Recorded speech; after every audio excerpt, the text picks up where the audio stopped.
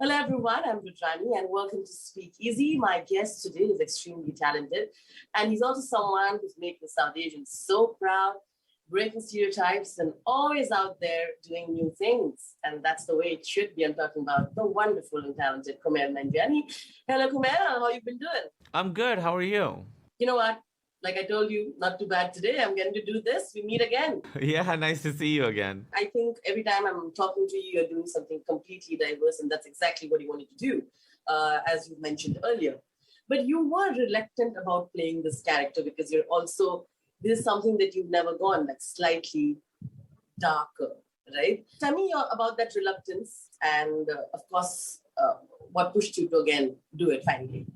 Yeah, so this project came to me as a movie back in 2017. It was Rob Siegel, the creator of the show, wrote a movie and he asked me to be in it and I read it. And I think I loved the script. I was intimidated to do it because I'd never played a character like that, like this, as you said. I didn't know how to play someone who was so different from me. I'd just come off The Big Sick, a movie where I literally play a version of myself, and everything I've done has so much of me in it. And then suddenly this was a character who I thought was so different from me. I really didn't know how to play someone so dark. And then it came back to me. Rob contacted me again as a miniseries, and I was still a little hesitant. I was still a little nervous. I kept having conversations with him about it. And on the fourth conversation or something we had, he was like, I'm just going to tell you what happens in the whole series. And he talked me through episode by episode what happens in it. And by the end of that hour, I was like, I have to do this. I know I'm scared and intimidated, but that doesn't matter because I have no choice anymore. I have to do this show, and I have to figure out how to do this. And the fact that he trusted me to be able to do it really, really gave me the confidence to do it. I said yes, and then they got a writer's room and started writing, and we started shooting not too long after that. So it was very quick. You've been an executive producer as well, and you're producing more stuff. Do you think that it really has kind of given you the power to sort of change things? Because, as a producer, you do get to change the narrative. You do get to make and do more films that you want to do. Do you think that has made a difference? It makes all the difference. I've been part of stuff where I've just acted in it, and then I saw the finished product, and I was like, I know that there's a better movie that we shot. I know there's something better in there. And I'm not saying that being involved in them would have made those better. It would have just been my mistakes. I want to be victims of my mistakes, not victims of someone else's mistakes. So with this show, being an executive producer with Emily, my wife, was great because we got to the writer's room, the producers, we got to pick the directors, we got to do the casting, pick the right actors. And then I got to be involved in the edit, which to me it's my favorite part of the process, and it's such an important part of the process. And Jenny and Rob were the ones who were really running the edit, and they're fantastic, but it was great to be able to have input because I remember the scenes. I remember if I watch a scene and I'm like, oh, I remember what it felt like to shoot this scene, and that feeling is not in this version right now. So let's keep working on it. I remember when that person said this thing, how it made me feel. I remember that performance. I remember all the takes. So it's very satisfying for me to go through and try and recreate exactly how it felt to shoot that scene, because I think that's a very tricky thing. So did you see The King's Jester? I saw the part where he talks about me. Yes.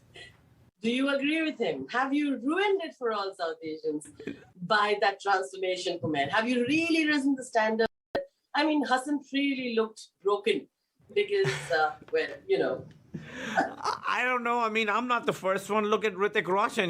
There are people in Bollywood who have been ruining the standard for decades. I mean, Amir Khan, all these guys are like specimens. So I was very flattered, and I thought that was very funny that he did that. But I'm not the first one to do it. There's a long line of people ruining things for us. I think because you're somebody who is a comedian and he did it, I think that is more painful for Hassan. Hassan was like, he was just the funny guy, now he's hot.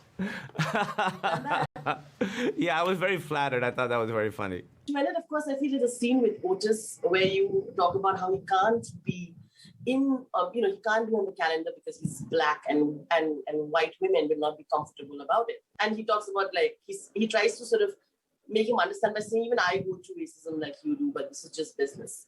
I think it's a very interesting scene. Sometimes I feel like like a lot of us who are probably South Asians or otherwise are also extremely embroiled in that same situation, and we fail to see somebody else's situation. What do you think about that, Kumail? Very interesting scene. I thought that was very interesting. I think, unfortunately, racism is not just limited to white people. I think in American pop culture, we see there's this sense that only white people can be racist. And I think that's not true. I think, unfortunately, specifically, anti-black racism is a part of a lot of different kinds of people. So to me, it was interesting to explore that a little bit. It's something that you never see on American TV. And then Steve, in a later episode, kind of blames American society. He says it's not my fault, that I'm just following the rules you laid down. But I think that's a way of shirking responsibility. I think it's interesting that Steve would not have hired someone who looked like himself for his dance troupe. I think that there's a lot of interesting, his own relationship with his race, and his relationship with other races. I think it's a really important thing. And I think anti-black racism, unfortunately, is quite common. Well, thank you so much. You clearly are the OGs before Magic Mike became Magic Mike. Yes, that's right. They stood on our shoulders. Well, I'm sure they'll have a lot to say as well, but looks like a really, really cool show now. Kumail, I think you've done a great job. So looking forward to more stuff coming from you. Thank you. Very nice talking to you again. Feel better. Thanks so much. I know. Thank you so much. I am actually. Thank you. Okay, all right. Bye. Bye. Send a lot of love.